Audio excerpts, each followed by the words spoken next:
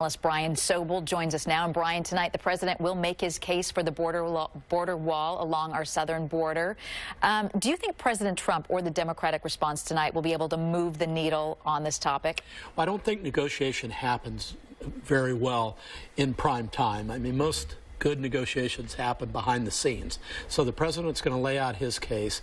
Nancy Pelosi and Chuck Schumer, as respective leaders of their chambers, will lay out their case, and I think that's probably where we're going to end up for tonight, with the hope that more negotiations will occur. Do you think that the president will declare that there is a national security issue and that he needs military funding in order to build that wall and circumvent Congress? Well, it would be a big play, Frank. There'd be a lot of blowback by Democrats and also by even some Republicans who say you're circumventing Congress by declaring a national emergency. But we've seen this president take tough decisions before. He may decide to do it, but it's not leaking out that that's going to happen. So it may be a surprise if it does happen. If it did happen, does he have the legal authority to do that? And there would likely be legal challenges. Absolutely. There will be lawsuits.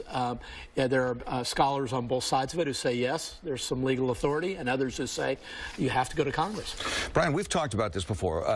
House Speaker Nancy Pelosi says that building this wall is immoral. She said that over and over. Right now, we have walls and fences on 600 miles of the border between the United States and Mexico out of the 2,000-mile border.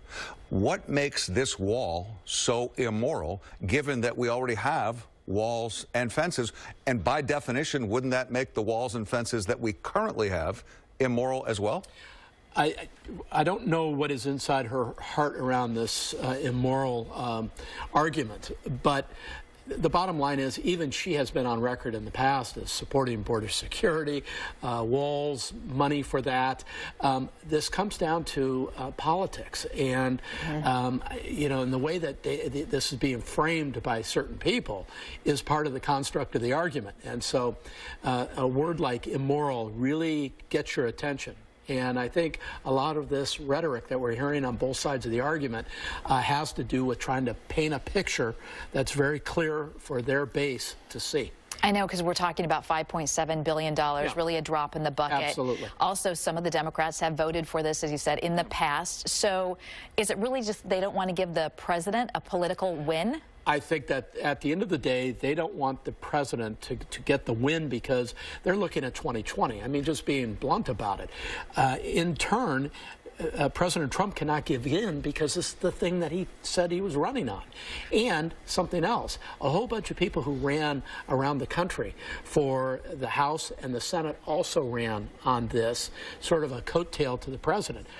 By not sticking with it, he leaves them in a vulnerable position as well. It's just so sad to see that while they are bickering back and forth, we have 800,000 federal employees who have to worry about whether they're going to get paid. We just saw Christina Rendon's piece on how they're actually collecting donations for Coast Guard members. When you think about that, it's just insane to me. And we all know that at some point they're going to have to come up and compromise.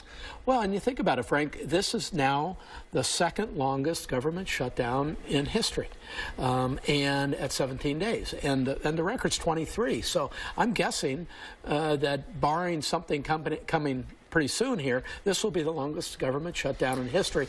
And to your point, a whole bunch of people start suffering. I mean, when the banker calls, when the bill payer or bill person calls and says you owe money, right? You know, that's tough. Yeah. Well, both sides are really digging in their heels, so it looks like it's going to be, this could go on for a while. Absolutely, Julie. Brian, thank you. Absolutely. We'll get more from you a little bit after the president's address tonight.